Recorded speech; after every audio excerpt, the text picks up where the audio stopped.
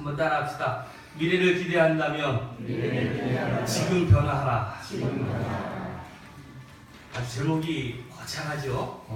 오늘 우리가 오늘부터 아모스서를 가지고 함께 제가 강의하면서 은혜를 나누고자 합니다. 오늘 이 아모스서를 들어가기 전에 어떻게 보면 개반적인 그리고 서론적인 부분에 대한 말씀을 조금 나누면서 오늘 이 시대에 왜 우리가 아모스를 공부해야 되고 함께 은혜를 나눠야 되는가를 오늘 집중적으로 좀 나눠봤으면 좋겠어요.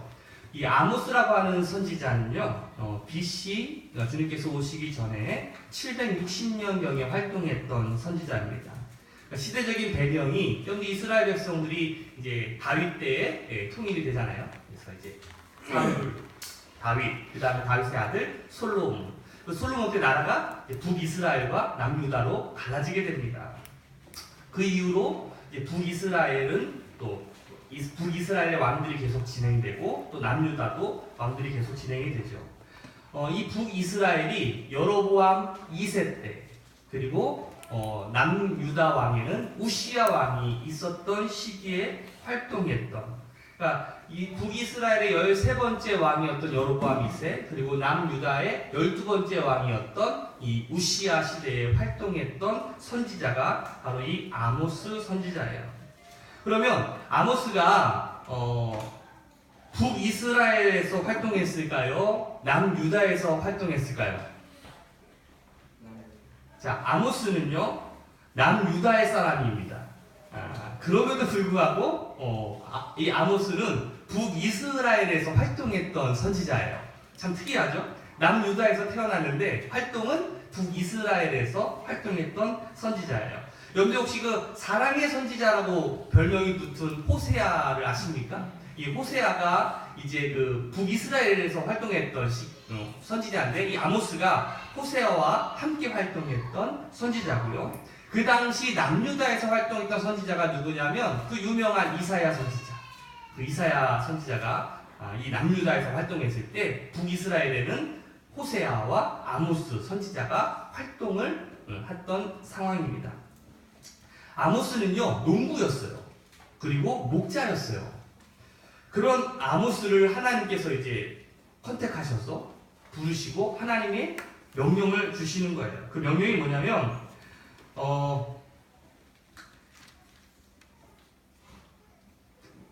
네가 북이스라엘로 가서 하나님이 북이스라엘을 심판하겠다는 것을 전하고 예언하라는 것이에요. 그래서 유다 땅을 떠나서 북이스라엘로 이 아모스가 가게 되죠. 그럼 아모스 1장 1절을 한번 보세요. 그럼 성경을 한번 쭉 써서 자, 제가 읽겠습니다. 드고아의 목자 아모스가 전한 말이다. 그가 이스라엘에 일어난 일의 계시를 볼 무렵에 유다의 왕은 우시아이고 이스라엘의 왕은 요아스의 아들 여로보암이었다. 그가 계시를 본 것은 지진이 일어나기 2년 전이다. 자, 아모스의 고향이 어디라고요?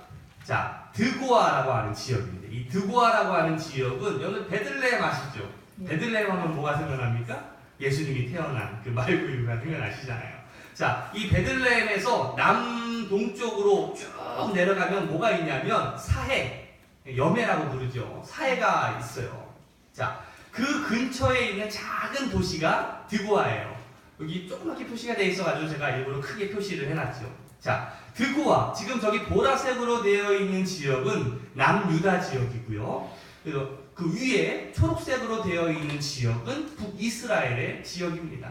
자, 그 드고아에서 태어났던 그 아모스가 하나님의 부르심을 받고 하나님의 메시지를 가지고 이제 그 베델이라고 하는 북이스라엘로 이제 떠나가게 되는 거예요.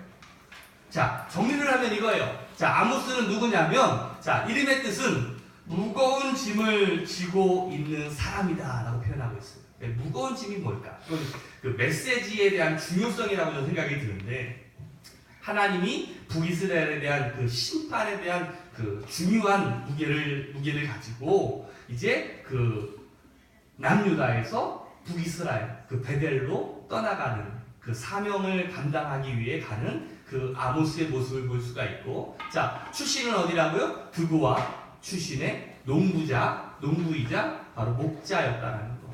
자, 남유다 출생이었지만 하나님의 심판의 메시지를 전하러 어디로 갔어요? 북이스라엘, 특별히 베델이라고 하는 지역으로 가게 됩니다. 그리고 어떤 왕이 있었던 때? 여로보암 2세 그리고 우시야 왕이 활동했던 그 시기에 있었던 이 아모스. 여러분들, 아모스의 주제가 있습니다. 아모스서의 주제는 4장 12절 말씀인데 우리 같이 한번 읽어볼까요? 시작. 그러므로 이스라엘아, 내가 너를 자식으로 하였다.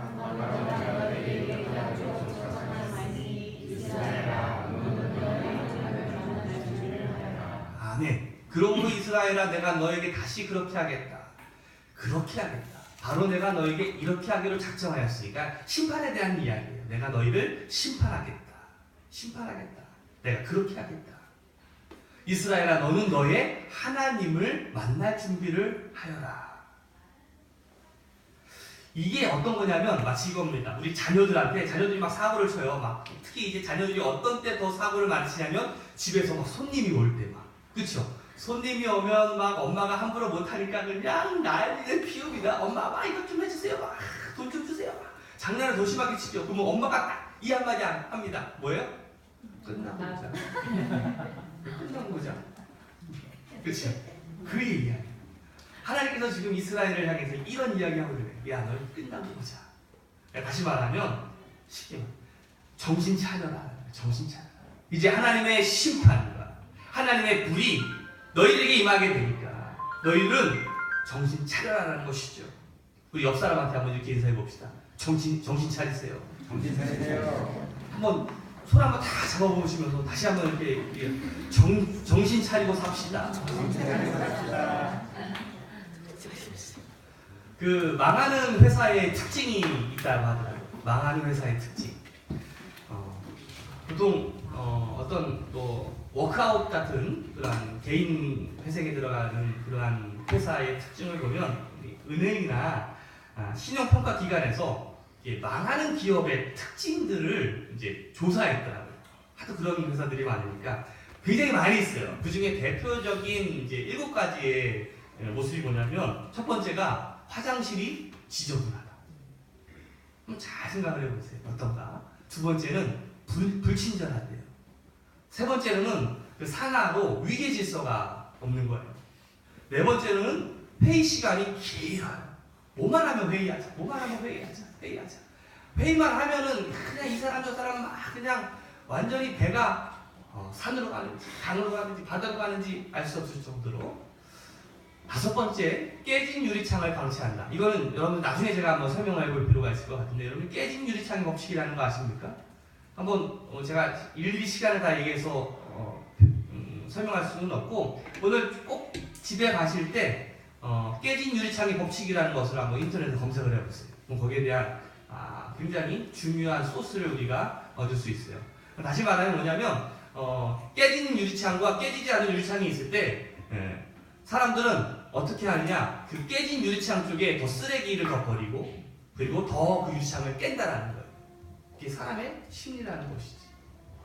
그리고 여섯 번째는 임원 교체가 빈번하다. 이 사람 저 사람. 참 재미있는 게 이거였어요. 일곱 번째, 사장이 역술인에 의존해서 경영한다. 무슨 회사를 점치듯이 무당에게 물어보고 점쟁이한테 물어보는 이 회사는 어떻게 된다요? 망한다. 망하는 회사의 특징이 다양한 가지가 있지만 이렇게 7가지가 대표적인 것들이 있다고 하는데, 그런 생각을 해봤어요.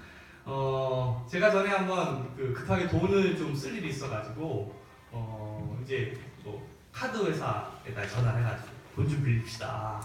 딱 했더니 제가 여러분들 돈을 잘 빌릴 수 있을까요? 못 빌릴까요? 어떻게 아세요? 잘 못 빌려. 목사는 진짜 돈을 못 빌려요. 심지어 차량 담보 대출이라는 것도 있어서 그런 거라도 한번 해봅시다. 그러니 목사님은 안 됩니다 하는 거야.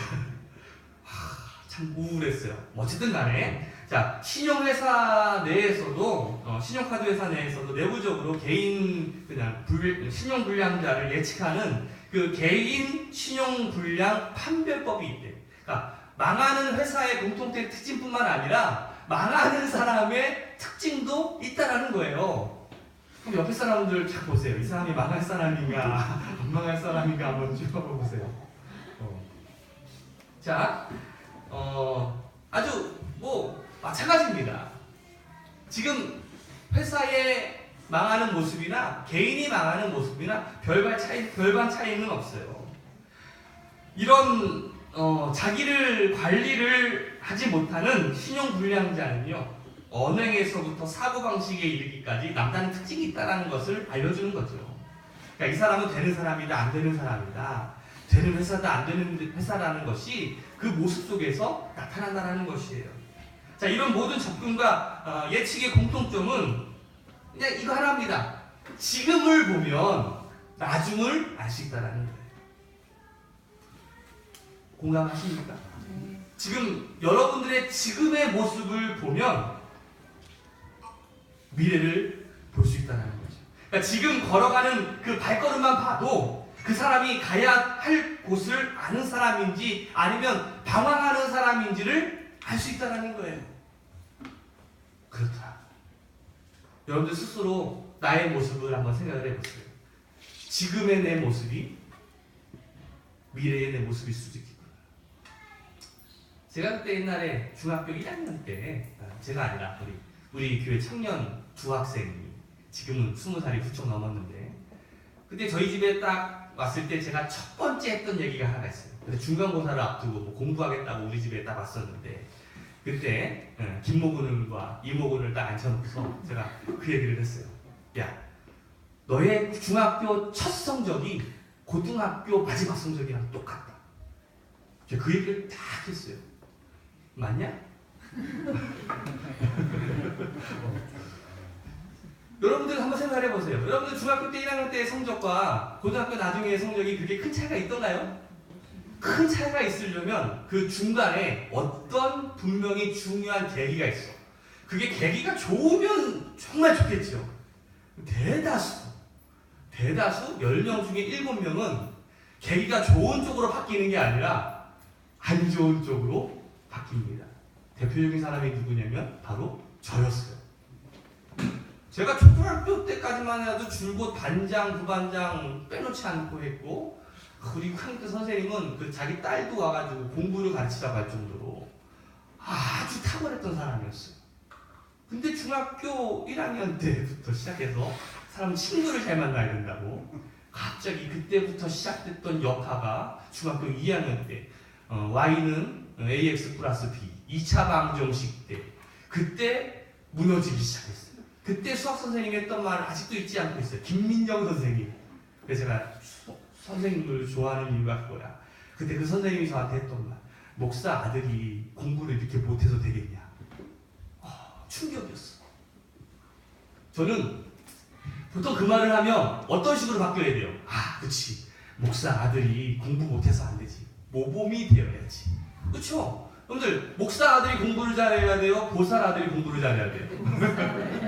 머리 좋은 애들이 공부 잘하는 거야. 그건 상관이 없어. 근데 제가 그때만 해도 참 삐뚤어졌던 것 같아. 그때 교무실에서 선생님한테 그렇게 하는 이야기는 그때 딱 양경희 선생님 정도 나이 됐던 것 같아. 그 선생님을 향해서 선생님! 목사 아들은 공부 다 잘해야 돼요? 하면서 고무줄을 확 닫고 나와버렸어. 그때 제 수학 선생님 점수가 4점. 그래서 제가 정민이한테도 야, 하나로만 찍어. 괜히 기분 내로 막 3번, 1번, 2번, 4번 이렇게 하지 말고 한 가지만 찍어도 25점은 맞는다.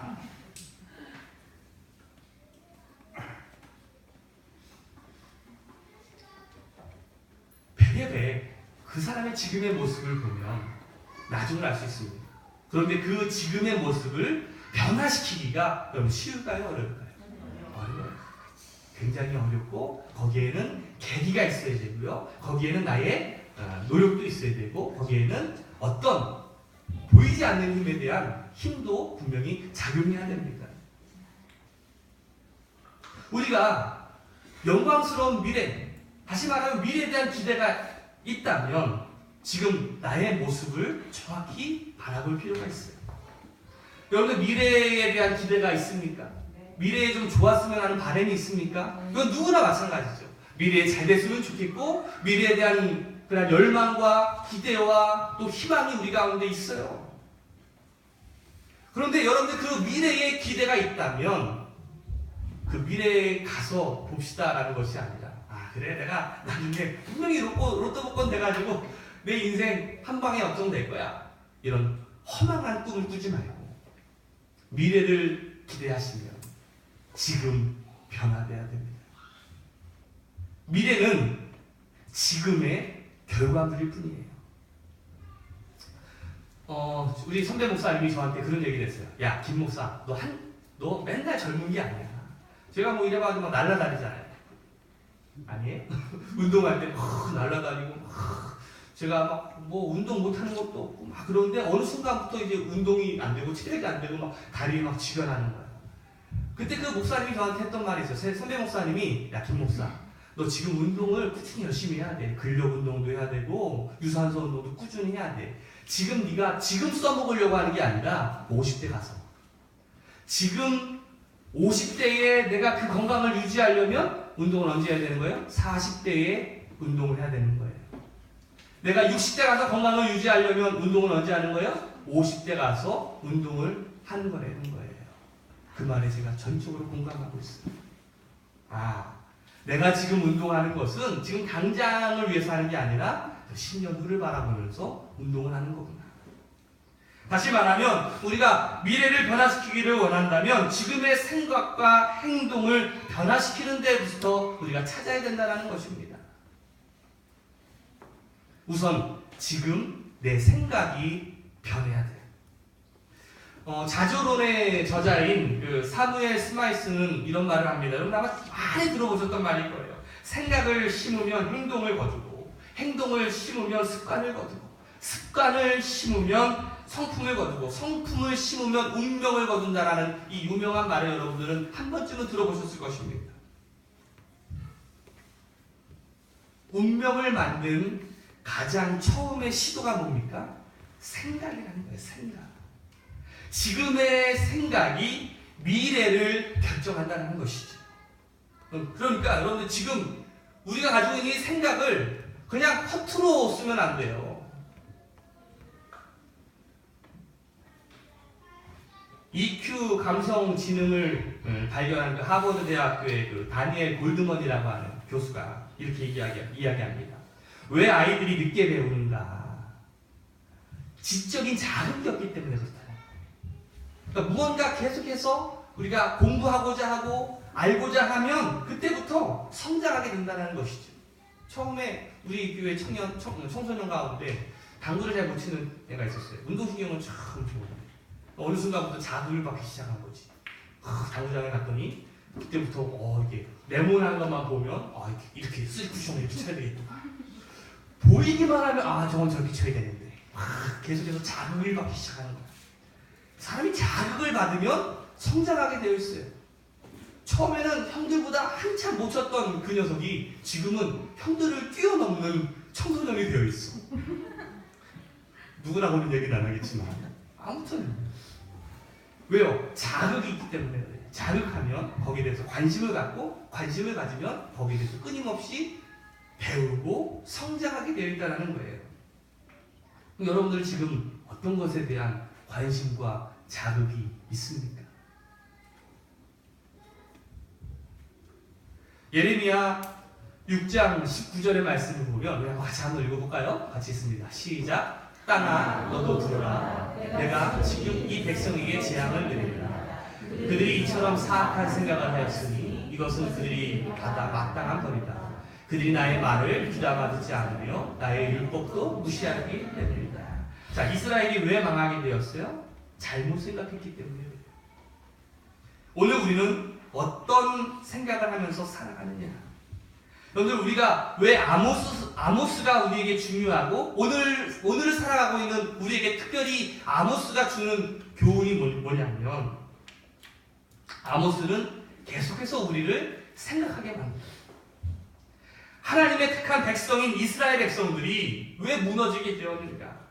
왜 저렇게 타락하고 저렇게 썩게 되었는가를 신랄하게 아모스가 분석하고 있어요. 그 분석은 우리의 생각을 끊임없이 자극하게 그리고 깊은 고뇌의 자리까지 우리를 밀어넣고 마침내 우리 가운데 끊임없이 변화되기를 소망하게 하는 그 메시지를 우리에게 주고 있습니다. 결국 우리가 타락하고 하나님을 향한 생각과 하나님에 대한 열망과 하나님에 대한 마음을 잃어버렸던 우리들에게 다시 한번 하나님을 대한 생각을 품게 하고 하나님에 대한 열심을 품게 하고 다시금 우리의 자신의 지금 내 삶의 자리에 있는 위치를 깨닫게 해주는 메시지를 이 아모스가 우리에게 전해주고 있어요. 우리의 무너졌던 영적인 세계들, 영적인 재단들을 다시 한번 회복할 수 있는 그 메시지를 우리에게 준단 말입니다. 아모스는요, 성령에 의해서 다윗의 무너진 재단들을 다시금 일으키기를 우리에게 요구하고 있고, 그 무너진 장막은 단지 그냥 그 북이스라엘, 그 주전 760년경에 있었던 그 이스라엘에게만 국한된 것이 아니라 오늘을 살아가고 있는, 우리가 예수 그리스도를 영접하며 살아가고 있는 우리 크리스천들, 우리 모두에게 주시는 말씀이라는 것이에요. 사실 오늘 크리스천들의 모습을 보면 얼마나 무기력한 모습으로 살아가는지 몰라요. 얼마나 약한 모습으로 살아가는지 몰라요. 아니, 크리스천의 모습은 정말 어디 갔는지 모르는 채 그냥 무늬만, 아니 썬데이 크리스천만, 그냥 모습만, 그래서 심지어 거의 크리스천이라는 말이 유행할 정도로 그런 무기력한 크리스천의 모습으로 살아가고 있지는 않습니다. 남의 이야기가 아니라 혹시 여러분들의 이야기는 아닙니까? 아모스 5장 6절 말씀을 보면 이런 말씀이 있어요. 여러분 한번 성경을 한번 쭉 넘기셔서 아모스 5장 6절에 너희는 여호와를 찾으라 그리하면 살리라. 너희는 여호와를 찾으라 그리하면 살리라. 이 말을 거꾸로 하면 여호와를 찾지 못하면 우리의 미래도 없다는 것이에요.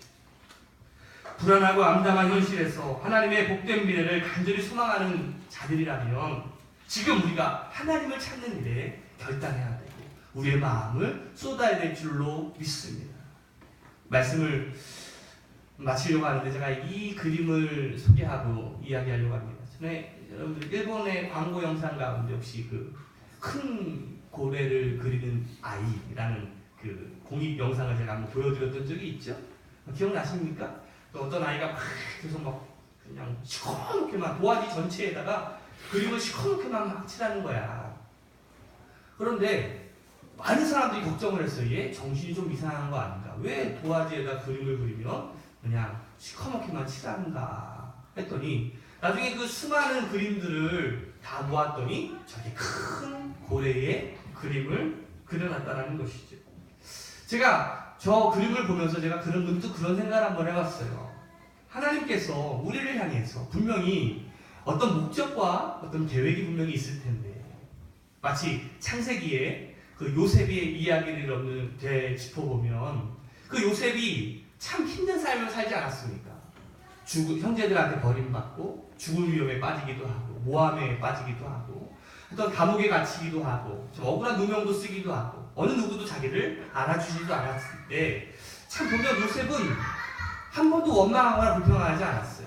그냥 그 순간 자기가 있는 그 순간에 최선을 다했어요. 성실하게. 그리고 주님께 순종하면서 살아가게 되죠. 마침내 그 요셉의 그림을 한번 그려보니까 총리라고 하는 이집트의 2인자라고 하는 어마어마한 큰 그림이 그에게 그려져 있었던 거예요. 제가 문득 그런 생각을 해봤습니다. 여러분들이 나중에 꿈꾸는 것들이 있을 거잖아요. 희망하는 것들이 있고 바라는 것들이 있잖아요. 근데 여러분들이 그 그림이 어떤 그림인지는 정확히 알 수는 없지만 내가 오늘 지금 내가 그 그림을 하루하루 최선을 다해서 그려내지 않으면, 다시 말하면 내가 10대 때 그려야 되고 20대에 새카맣게 그려야 되고 30대에 새카맣게 그려야 되고 40대에 새카맣게 그려야 되는데 그 어느 한순간도 그렇게 하지 못한 때가 온다면 어떤 그림이 그려지게 될까? 바로 저런 그림이 그려질 수도 있겠구나. 내가 10대 때, 20대, 아니 지금 내가 매 순간 매일매일 어떤 그림을 완성해 가야 되는데 그림을 그리지 않고 그냥 손 놓고 아무 생각 없이 그냥 방탕하게 살아간다면 저 그림이 뭡니까? 오늘 우리가 해야 되는 게 뭡니까? 우리가 오늘 해야 되는 그림은 바로 우리가 미래를 기대한다면 나에게 주어진 그 도화지를 지금이라고 하는 이 시간에 최선을 다해서 그림을 그려가야 된다는 것.